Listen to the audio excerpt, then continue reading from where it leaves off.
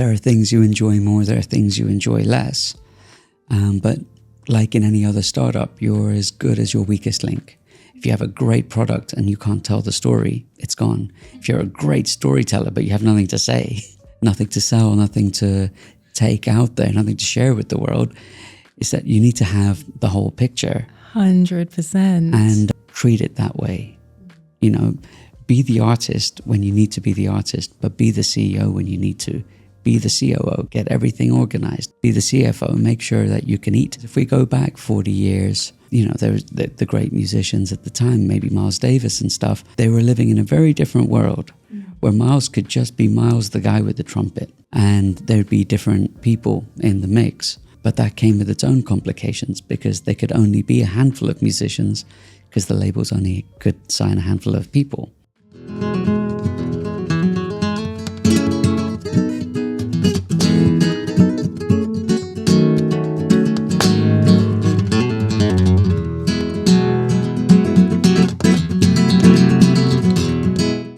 Hello, and welcome to the final episode of Season 3 of Mindful Makers. Wow, what a journey it's been. A huge thank you to all of you who have messaged me from across the world and shared your support for the show by following us, leaving us comments, and letting me know how these episodes have made a difference in your life. It brings me so much joy to say that we have gone from an audience in 42 countries to over 60 countries in just the past few months. I mean, knowing that the tools that we share and the stories from each mindful maker resonate across cultures and continents is a gift that I cherish and I'm just so thankful for.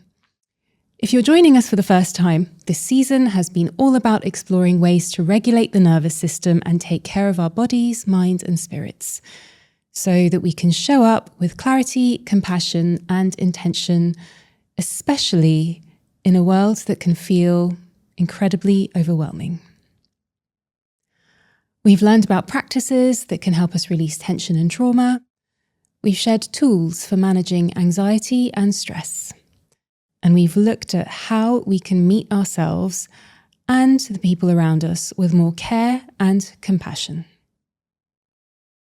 Now, for those of you who know me well, will know that there's one thing that I turn to when I need release, when I need to reconnect, or when I need to reset. It's something that has helped me and many others I know express what words sometimes, well, simply can't.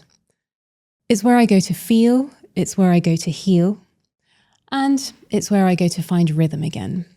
And yes, I mean, some who know me very well would say it's one of my love languages, and they'd be absolutely right. So, to close this season, I wanted to honour that space and explore the role that music plays in self-regulation, storytelling, and connection. How it builds bridges across cultures, bodies, and hearts. And for that, I have invited someone very special, my dear friend and an incredibly talented musician, Niki Mukhi. Niki is a multi-genre guitarist and composer who's performed all over the world, from Glastonbury Festival to the Cologne Philharmonic and the NMACC in Mumbai. He's composed scores for international theatre productions, he's recorded on BBC documentaries and collaborated with legendary artists across genres from flamenco artist Yasmin Levy to Indian superstar Sonu Nigam, Ustad Aashish Khan, Foreign Beggars, Joss Stone, and many, many more. For me, watching him is honestly mesmerising. I've been moved to tears, I've giggled with joy, I've been so captivated that I've lost track of time. His style moves between jazz, Indian classical, West African rhythms, and electronic music, taking you on a journey that stirs both heart and spirit in unexpected ways. He's also used his talent in service of others, working with ARC UK to help young students at schools in London engage with music. He's performed at the Taj Mahal for Dubai Expo's national anthem video and curated performances for global brands like Dior, Chanel, and Hermès. In 2022, he was named a PRS Pulse Artist by PRS Guitars, which is a pretty big deal if you ask me, and a nod to his originality and growing international recognition. I'm so happy to have him here with us today, not just as an artist, but as someone who lives and breathes music in a way that is deeply human, intuitive, and generous. So, let's kick off the show.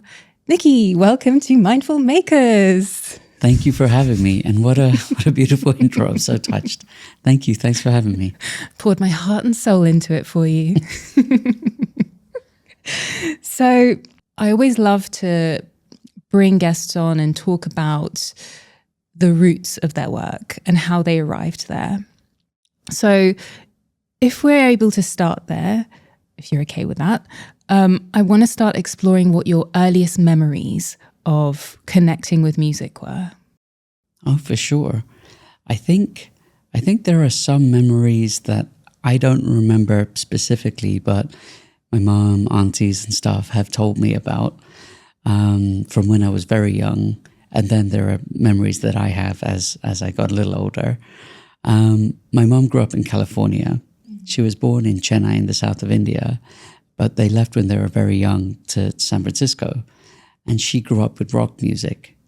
And by the time she was 25, she'd married a guy, moved to Dubai, and had 4 sons. Wow. At this point, it was very early days of Dubai's development. And her best friend from school worked at Sony Records. So she would send out all the new records before they went out. My mom would receive these box of CDs and tapes. First it was tapes, then CDs. I remember that. And so my mom always tells us that she couldn't do the nursery rhyme thing. So she, like after Pavan was born, my oldest brother, and when the next 2 brothers were born, the twins, she was just like, enough of this. This is AC/DC. This is Skid Row. So we grew up on rock music. And she told me on my first day coming home from kindergarten, I was crying because I said, they only know kiddie songs. They don't know Bon Jovi. And I love that. Yeah. So I don't remember that. And then I was a pretty wild kid, 4 or 5 running around. We were 4 boys, and we spent a lot of time in our auntie's house.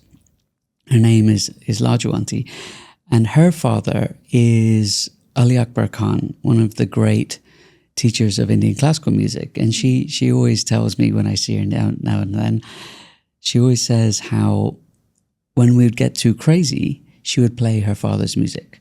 Ali Akbar Khan played the sarod, and this Indian classical music would just calm everyone down. So when I reheard Indian classical music later in my life, I fell in love with it instantly, as if it would have always been there, but I don't have those early memories. Yeah, it probably connected with a part of your nervous system, because music is actually, especially calming music has been proven to really get into our nervous system, lower our cortisol levels, lower our blood pressure. So I think maybe from like a subconscious space, your body just recognized that music. I think so. Just the feeling of it, I was just so drawn to it, and and I had to find a way to do that on the guitar. Then the more conscious stuff of my roots was, when I was around 8 years old. Maybe 6, 7, 8 years old, my older brothers were really getting into metal, and we saw bands like Pantera on MTV, and it was just like, it was, rock at the next level, and we just fell in love, and they started playing music, and I was a couple of years younger, so I'd like, when they put the guitars down, I'd go and fool around, and my big bros, Pavan and Pritham, would show me, but I'd pick up the guitar, but it'd be too heavy. So I'd have to sit down. They'd sort of help me with that. And then on my 10th birthday, Pavan bought me this little electric guitar with my mom. As your eldest brother. Yeah. And that was it. I was just like, at least I thought it was. Might have sounded terrible at the time, but you sounded like a rock god in your head. That's all that matters. When you're starting music young, and this is why it is easier to start young, not that it's the only way, your imagination takes you places. People who start later in life, they're already hearing the end product of music and feeling the frustration. When you're a kid, you don't have that. You have this no inhibition. You're just like, I sound like Slash. Like, you don't, but to you, you do. And that allows you to get through the pain of sounding terrible until you sound good. Yeah. And there's less judgment around, right? You don't have that filter of judging yourself as much as you would time. when you're old. The inner critic, so to speak, isn't as activated at that age. So you can just play and like feel great about it. And what a beautiful thing. Yeah. You know? Yeah. We like to explore pivotal moments on the show, and I'm always curious about the catalysts in people's lives, the moments where they just knew that was going to be their direction, or they were moving into a different direction. Do you recall what yours were when you knew that music was going to be your life? I think I have a moment that's quite the opposite, because I didn't know when it happened. I was always playing music in school.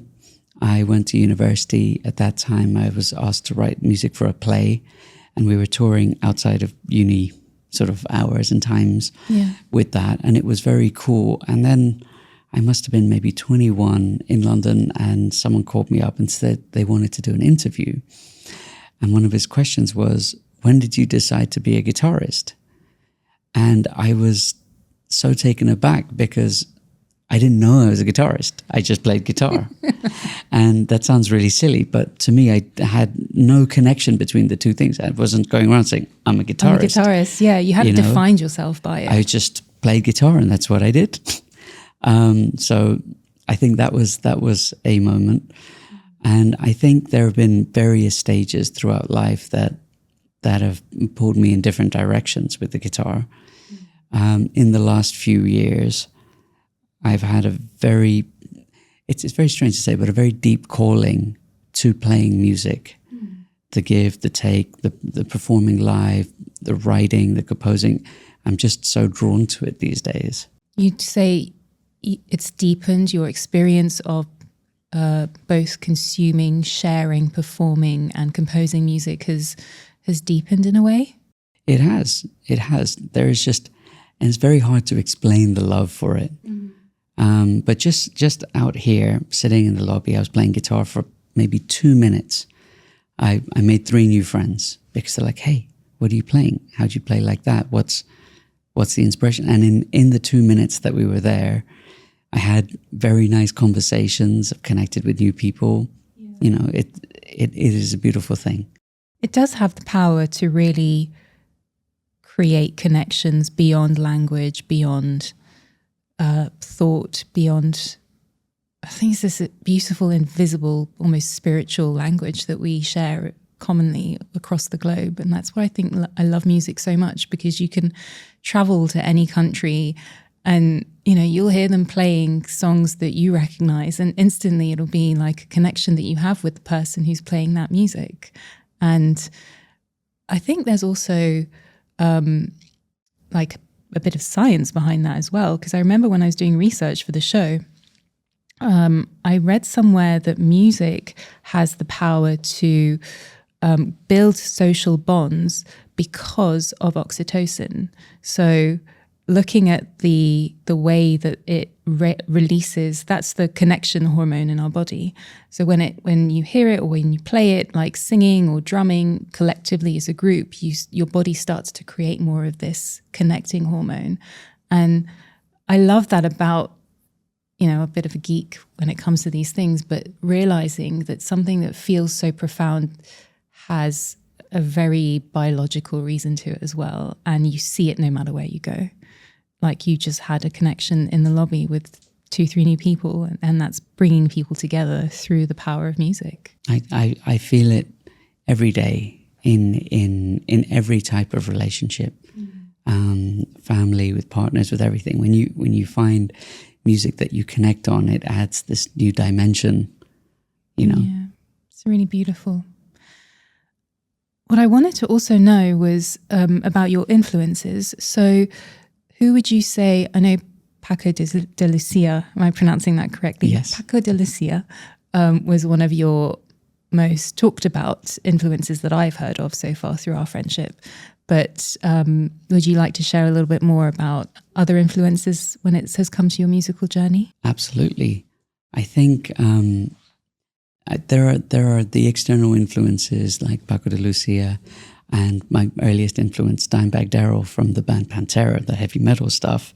That's what I think really drove my brothers and I into music, just, the way they played. Was it technique or was it feeling? What was it that called you? I think it's just the feeling, and also the way they write in metal music, and especially Pantera. Yes, it's technical, but it's very derived from blues and country, because their dad, the drummer and the guitarist, were brothers, like my brothers are. And their dad was a country and blues musician, so they grew up with country and blues. So the way they brought that feel into this heavier music, and then the way in metal you break the rules in very different ways. I don't know. It was a feeling. It just really pulled us in. And have you had influences that are not music related as well in your life that have then ended up sort of helping you deconstruct the way that you approach music? I think there's two sides to it. So, sorry, I was just saying about the external influences, that, the guitar heroes, but then also the people in my life, the people that I play with, the people I've learned from, and I've played in many different bands with many musicians, and they're all heroes to me in different ways. And I learn from all of them. When I play with the Gypsy guys, with Alexander Valls, he's teaching me about the French approach to swing. They call it le pompe, the rhythm. My accent, not too great on that, but it's so beautiful. It has a whole different movement to when I learn from the flamenco guys and the Cuban guys and the metal guys. They have such different approaches to music. The great thing about the guitar is it comes in so many shapes and sizes, and it's very versatile. Whether I'm playing with Indian classical guys or metal guys, the guitar allows you to go to all these places. Yeah. And then there are influences that, people who inspire. And you can look to Steve Jobs, I look, and all of them, the entrepreneurs, because being a musician, you are an entrepreneur, you are an innovator. Especially when coaching people, I always tell people to look at it that way. I'm Niki the guitarist, but I'm also the CEO of a startup called Niki who plays guitar. So you need to have that overarching approach. It's a really interesting take on it, actually. I'd never really thought about it. So when it comes to you as a musician and the way that you approach your career, what I'm hearing is that you're approaching it not just as Niki, the musician who plays guitar across many different genres. You are Niki, the business of being Niki Mukhi. Yes. So it's a startup, and there are things you enjoy more, there are things you enjoy less. But like in any other startup, you're as good as your weakest link. If you have a great product and you can't tell the story, it's gone. If you're a great storyteller but you have nothing to say, nothing to sell, nothing to take out there, nothing to share with the world, is that you need to have the whole picture. 100%. And I think that's really important, especially today, because if we go back 40 years, there was the great musicians at the time, maybe Miles Davis and stuff. They were living in a very different world where Miles could just be Miles, the guy with the trumpet, and there'd be different people in the mix. But that came with its own complications because there could only be a handful of musicians because the labels only could sign a handful of people. Today, anyone can be anyone, but you have to approach it with that bigger view. That's really, really fascinating. Mainly because I'd never really thought of it that way. I work with personal brands and I work with businesses, and we explore the power of storytelling through many mediums, music being one of them. Even a playlist can tell a great story in a space. For me, that's just a really impactful way that you can navigate and bring people closer to the message that you're trying to give to the world, depending on context and space, environment, etc. But to know that you approach your life that way and see it on multiple levels, I think is a true reflection of the journey that you've had to go on as a musician so far, because it's not something that happens overnight. That perspective that you've managed to form on your life and career as Niki, and the different aspects that influence it so deeply, come with experience. So what I'm gathering and what I'm, I guess, leading to is the messy parts. I want to talk about the messy parts in life, the challenges, the bits that just really left you feeling like you were either blocked or you wanted to give up. Because what I'm hearing is that this is an evolution through challenges. Do you think, like, do you feel, I mean, let me rephrase that a bit. Was there a moment where you wanted to give up? I think it would be fair to say that in some ways, for a period of my life, I had put music aside. I never stopped playing guitar. I never stopped loving it. When I was in the UK, around 22, 23, finished uni, I had a couple of bands. I was playing anywhere that would have me, and it was very cool. I got to play at WOMAD festivals, Glastonbury, and all these beautiful places. And, you know, life was very hopeful. And then a series of challenges came my way. There was a legal snafu, I had to say, with the renewal of my visa in the UK. Okay. So having lived there for 16 years and feeling like that was my home, the lawyer called me and said there was a change in regulation and they forgot to put the paperwork in. And I had to leave the UK in 2 days. Wow. At the time, I had tours booked. I was teaching in 2 schools.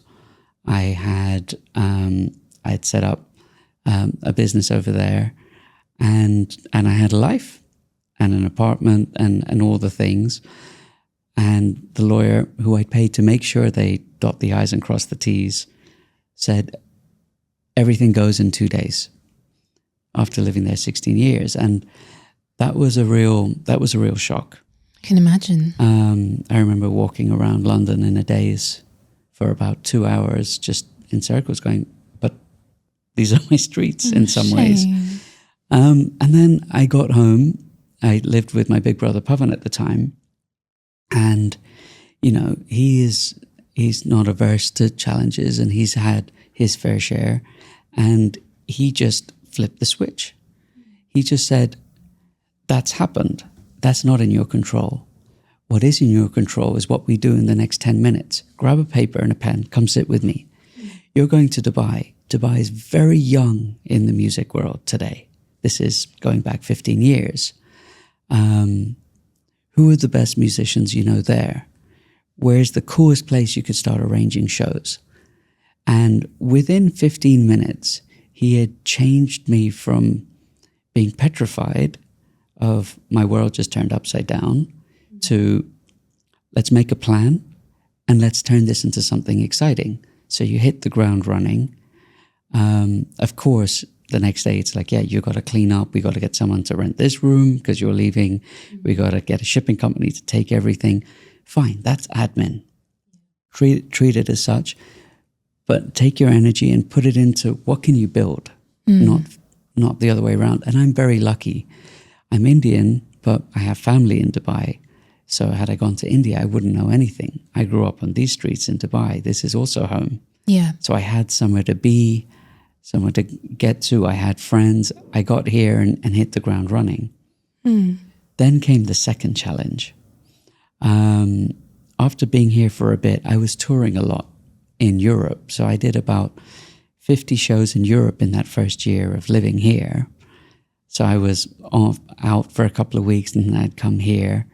And at the time, I felt quite disconnected to what I was doing. I was a session musician. So I was playing music other people had written, and it was beautiful. We played in the most beautiful places you could imagine, from Istanbul to somewhere north in Finland where the sun doesn't go down. Wow. But there was a disconnection. It was, I write music. Why am I essentially a mercenary? I'm going there, playing the notes, and then going. So it left me wanting for a bit. So I was like, I'm going to take a break from that and work on some other things. And then I was in Dubai, and I did my first show with a brand. Van Cleef had called me and said they had a new collection called Alhambra, and they wanted me to play this Spanish classical piece called Recuerdos de la Alhambra. Beautiful classical piece. But it was in Dubai Mall, in the open area, and they didn't want microphones. And at this point, I'm 25.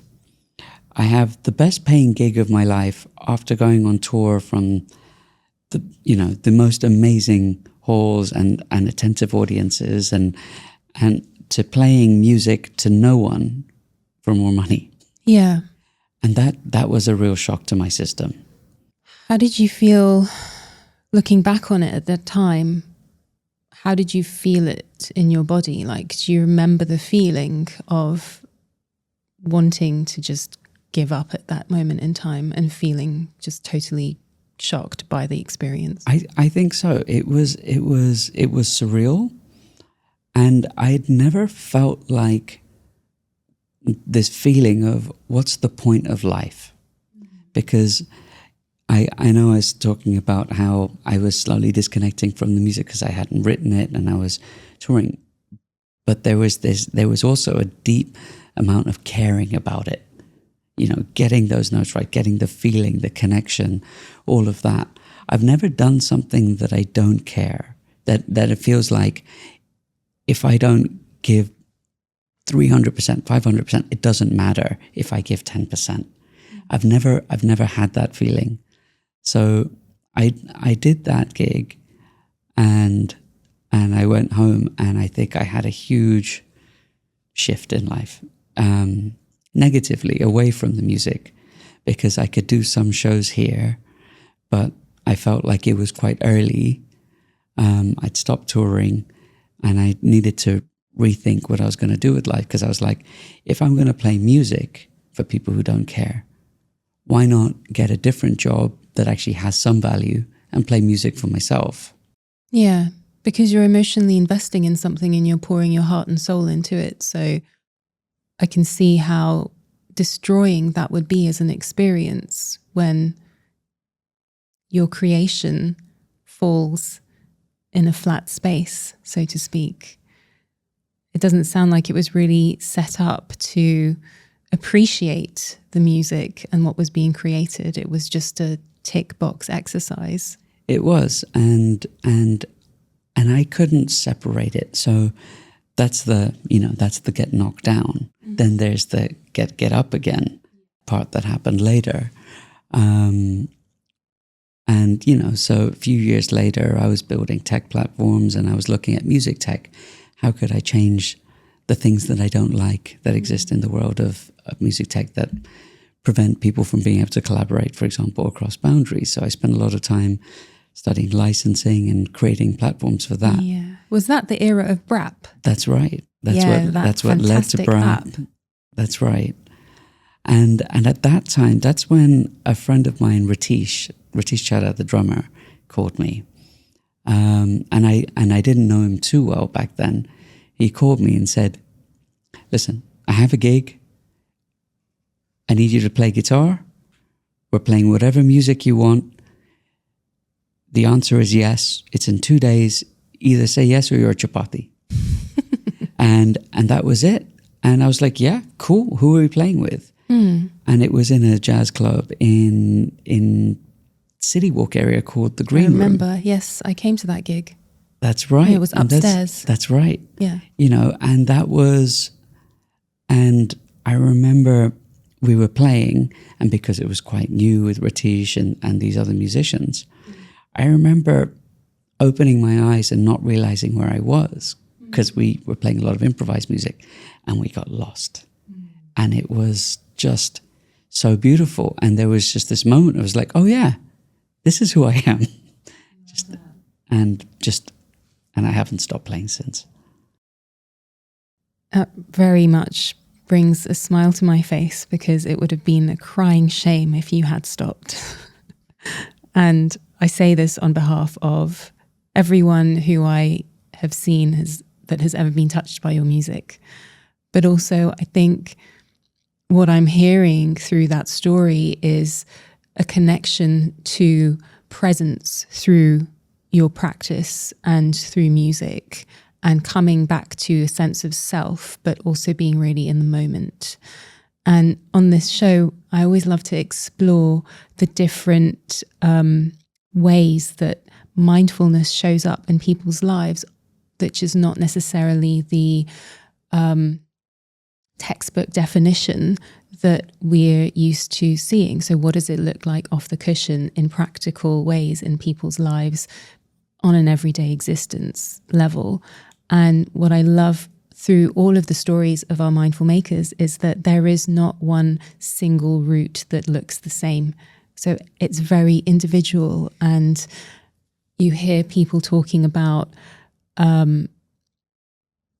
such fun and new and exciting ways that they keep coming back to themselves with a simple practice and showing up as a better person in the world. Hello there. Just a quick break to ask for a small favour. I know there is so much content out there, and honestly, I have done zero marketing for this podcast beyond my own socials. But here's the thing, you matter the most. And I love hearing about how these episodes have impacted your life, and I'd love for the ratings and following to reflect that. So, can we make a deal? If you take a moment to follow, rate, and review the show, that would mean the world to me. And if you're watching on YouTube, tap the subscribe button and drop a comment. And I, in turn, will promise to keep bringing you the most meaningful, thought-provoking conversations I possibly can.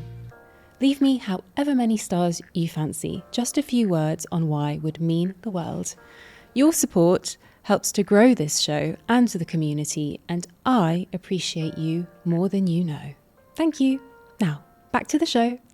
So I think what that brings me to is asking you, other than playing music, which clearly brings you a sense of like presence and self and being in the moment and clarity, are there other practices or tools in your metaphorical toolbox that bring you back into a state of peace and wellness?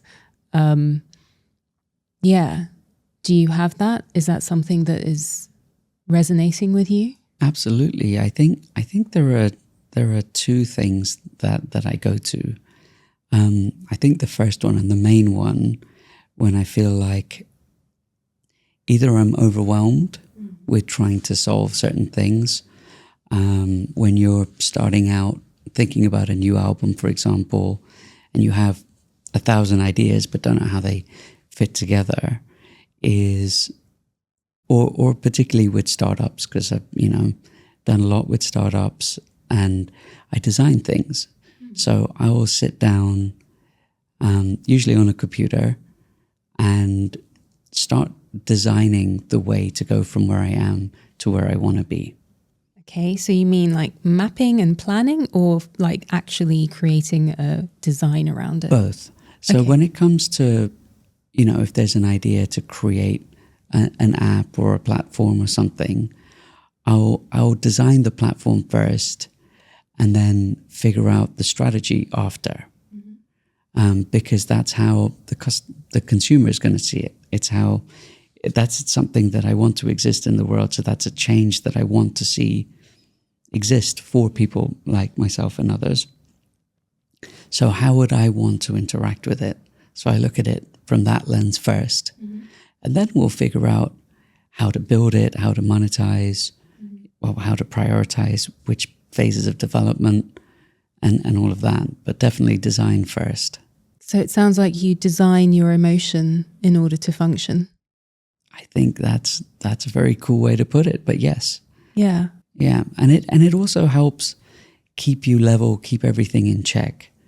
Because when you look at any project, whether it's a startup or music or anything, all at once, it looks like this huge mountain. Yeah. But once you break it down, you're like, cool. You can really see the steps And do you really feel relaxed when you're in that process? Do you feel the same feeling that you get when you're playing guitar? I think, yes, in the sense that when you really get into it, you get into a deep flow state. Yes. But very different. Very different, because when I'm thinking about problem solving, you really are trying to get rid of everything you know to a certain degree and figure out the best way to get from A to B. With music, and when I'm in that state of writing or improvising,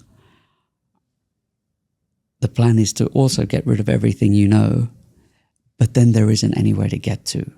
The idea is just to stay in that place where you're connecting and flowing. Then after, you might record an hour of some pretty wacky noodles on the guitar. Yeah. But then there was a spark, there was an idea. Yeah. Then taking that and then going to the drawing board, the guitar version of designing, arranging that. Yeah. What would be the instrumentation, which musicians, and how would I take that? That's very design. Do you ever get stage fright? I feel like at some point I did, but the more I do it, the more, it's not that the fright of the stage. One, there is, you know how to connect with an audience better. You know how to talk. You know how to not be so scared of the microphone as I was when I was younger. And the other thing is you get more experienced with handling sound. Particularly with the flamenco guitar, it's very difficult to get a nice sound on stage where you can hear yourself. At home, you hear yourself. On stage, the sound disappears and you're playing too hard and the music gets lost. That's where things get scary. But if you know how to say, hey guys, I'm here to play this music and command the room that way, and you have the experience of doing a lot of gigs, finding what microphones work, what the height chair works, what, and all the things you need, and what frequencies of the EQ you don't like on stage, then you're comfortable on stage. Then you're not frightened. Yeah. Then you're there. I'm going to share who I am, and I hope to take you on this journey with me. So it's almost like knowledge and information and communication are your tools of avoiding those very normal nerves that can come to performing artists before they have a gig. So you'll look at the practical things that need to be done, and that will calm your nervous system in order to be able to do what you need to do. Absolutely. That calms it. What stresses it out is then, now that that's under control, wanting to play a perfect gig. There's no notes that go off. There's no push-pull with the rhythm. There's a lot of, self-pressure from that point. But that is about elevating the music. Yeah. It's not being frightened of the room. And allowing for human error, because, that's what you are at the end of the day. Yeah. You're human. And magic does happen on stage. Yeah. It does. Which brings me to my next question about collaborations. Have there been specific collaborations or places that you have performed that have really changed the way that you create music or made you think differently about music? 100%. Tell me more. I think, and I'm very lucky, especially when I was younger, when I toured a lot and I'd played big festivals, I played concert halls, the Queen Elizabeth Hall and stuff in London, and Cologne Philharmonic, which you mentioned earlier. It's very beautiful, but when you have a seated audience at a particular gap that's sitting in a particular way, and it's like, guys, phones off, sit straight, be attentive. Be serious. Be very serious. I'm going to play very serious music, very seriously. Don't smile. Yeah. That creates a framework where you have a little bit of them and us on stage. Separation. And then sometimes on the very big festival stages, you have your stage is 14 feet high. You got like a 3-4 meter gap with a bunch of security guys looking like this at an audience who want to hear you play a very peaceful song. And again, you have this separation. Then I played in some in some very intimate jazz clubs. And it was beautiful because there was no separation. There was no them and us, to the point where there's a guy sitting right here, like I'm trying to not hit him with the guitar because I know I move around a lot. That's so intimate. And I fell in love with that because there was just no barrier. And then bit by bit, I've learned over the years how to command those different spaces. Okay. You know, you can't come out in Philharmonic like, yo, you know? Yeah. And you can't go to, you know, some of those festival stages where I've played and be it necessarily in the same way where I speak at this tone. Yeah. But there is a way to command each of those spaces while staying true to exactly who you are. You can't be a full chameleon. Yeah. And make sure you play the right music for the right spaces.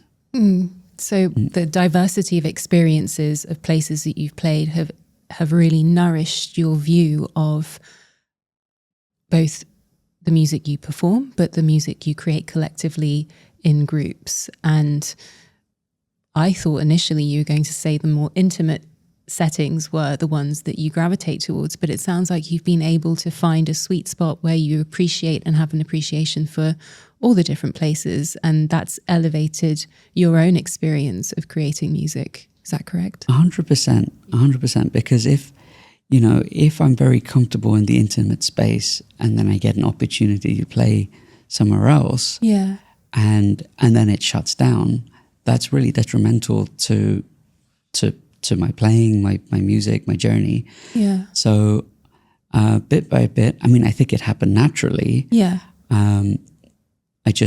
I found the confidence to be able to bring whatever the music is to whatever the space is. It's a very important skill in today's world, actually. And it makes me wonder, how did you evolve without losing your essence? Because you touched on it earlier, being a chameleon, but not being a chameleon to a sense where you actually lose sight of yourself completely. Was there something that woke you up to the fact that, okay, you know, I can adapt, but I can also stay true to myself? Or is it just an organic progression of the experiences? I think it's pretty organic. I can't say that there's any method to it, but it's just embracing all the opportunities you have as a musician, you know, and some gigs will hurt, but they'll teach you something. Some gigs will be amazing and they'll teach you something too. But it's just, you know, being open to learning from all of them, because the idea is if I get to play guitar in front of anyone and get to share, you know, my life's work on this instrument, I want to connect. You know, I want us all to feel something. I'm conscious of time, but I've got so many other questions I want to ask you because I love this subject. So I'm going to go for a few rapid fire questions. So you've worked across many genres and cultures. How do you know when something's working musically? Is it emotion? Is it instinct? Or is it something else? Emotion, instinct. It just feels good. It just feels right. It's Everyone in the altogether. room goes like, Do you feel it in your body? oh yeah. Yeah, definitely. Okay. And what advice would you give young musicians who are struggling to find their voice? I would say just do everything you can. Take your songs and play them live. I think that's the greatest thing. Playing live tells the truth about your music to yourself in ways that you'll never know until you play them live. Whether you like the songs, you like the rhythm, you like the arrangement, you like the melodies, or which parts go on too long, too short. Just play live and you'll find it. What's a lesson you've learned the hard way that others could avoid? I think being hard on yourself is one, and two, not taking a holistic view. To a younger musician, I would tell them the same thing we talked about earlier. You are the CEO of the startup called your music career. So treat it that way. You know, be the artist when you need to be the artist, but be the CEO when you need to. Be the COO, get everything organized. Be the CFO, make sure that you can eat. Yeah. It's incredibly valuable advice, because the artists that I also help and I support and I work with through my work frequently come to me with this pain point that they're there to create and be the artist. They don't want to think about the marketing or the messaging or the branding. It feels too sterile to them, or it just feels unaligned with, their essence. And I think it's really about reframing, because your essence is also your messaging. It is your art, it is what you create, but it's also the way that you communicate, the way you show up in the world, and the way that you manage your life. And I think that's incredible, valuable advice for artists out there. So, and it's come from a place of experience, so which is what makes it feel even more juicy. What's one small thing you'd encourage our listeners today to do in order to reconnect with their creativity and inner rhythm? Say they've got like writer's block, or they're just not feeling the vibes, or they're in that space that you were, where you fell out of love with music for a little while. I think be around people who are doing it. If you're a musician, be around musicians. If you're a writer, talk to writers. Every conversation opens your mind up in different ways, and just try to be as open to it as possible. Yeah. It's about the people you surround yourself with on a daily basis. And I've been very lucky. I have my friends are heroes, my family are heroes, and you take the pieces that you like and you stick them together and you say, this is how I want to be. Yeah. And a brilliant dog called Taco. I do have a brilliant dog called Taco. Amazing. Okay. So we usually like to wrap up the show by asking our guests 2 questions, which is, the first one would be, if you could give some advice to your younger self, what would it be? I would say, one, the thing about being the CEO. Yep. And 2, I would tell my younger self to learn about finance. And not because it's fun or cool or anything like that. Yeah. But what it does, especially as an artist or an entrepreneur or anyone, is once you understand how money works, you can remove it out of the main view of your life so that you can focus on the things that truly matter to you. If I knew the things I knew now when I was younger, I would have made better financial decisions, which would allow me more time to spend on my music and anything else I'd like to do. I think that is something I would tell my younger self. Love it. So practical.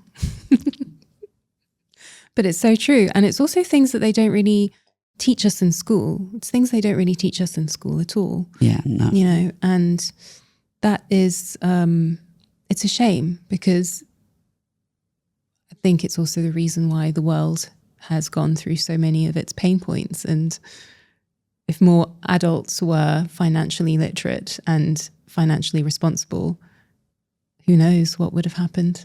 I agree. And the world, in the smallest sense, that all of us have our worlds, and when that side falls apart, it's very dangerous. Yeah. Especially depending on where you live.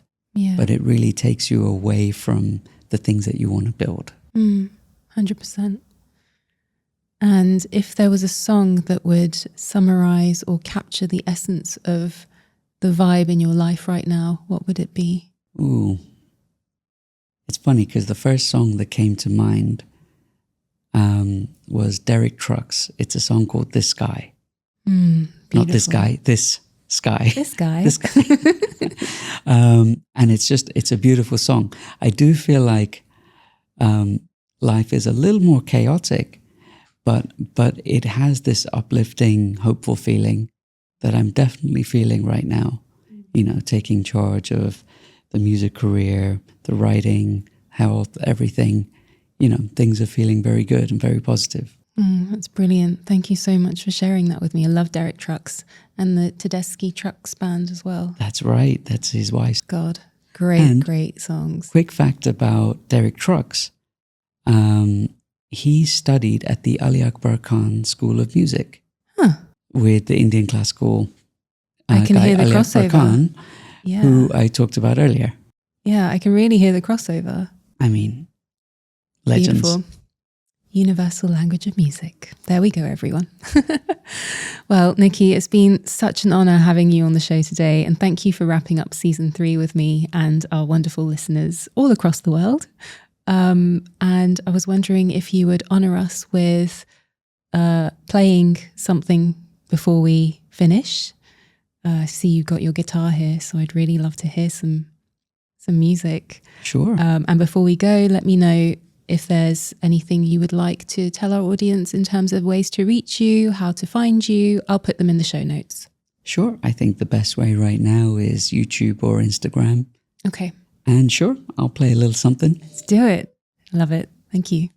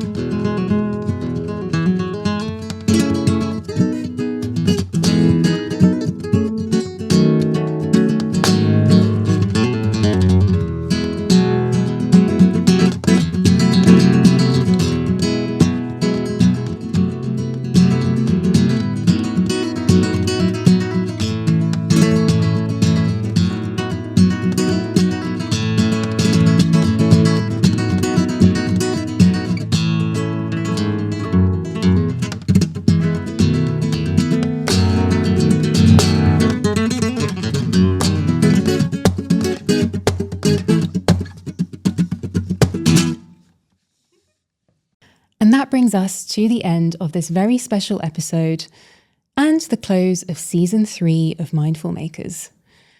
It's been a season full of learning, of unlearning, regulating, softening, and reconnecting with ourselves, with each other, and with the deeper creative forces that move through us all. I hope this conversation with Niki gave you something to reflect on, or perhaps feel into or carry with you, whether it's a reminder of the power of music, the beauty of collaboration, or the importance of honouring your own rhythm. And if you'd like to learn more about Niki's work or listen to his music, you'll find all the links in the show notes. And if you've enjoyed this season or felt supported by any of the episodes we've shared, it would mean the world if you would take a moment to follow, like, or subscribe to the podcast. You could even leave a comment or rating. Perhaps even share it with a friend or post it on your socials. You can also follow me on Instagram for more behind the scenes and updates on what's next. Your support helps us grow this beautiful network of mindful makers and helps keep these conversations going. So, as we close this chapter, I'll leave you with a few words from one of my favourite Lebanese poets called Khalil Gibran. A reminder that music, like love, knows no boundaries. He says, "Music is the language of the spirit. It opens the secret of life, bringing peace, abolishing strife. Here's to more connection, more compassion, and more creativity within ourselves and with each other." Until next time, keep your heart open, your mind present, and trust that even in the darkness, the seeds you plant will find the light. I'm Sahar. This is Mindful Makers. Bye for now.